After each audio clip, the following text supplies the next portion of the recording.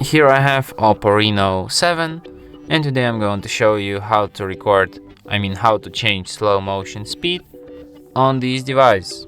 So firstly, let's open camera, then switch to the slow motion mode, and here by selecting its FPS you can change its speed.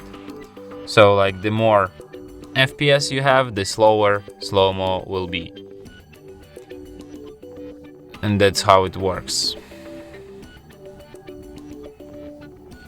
So yeah, and that's it. Thanks for watching.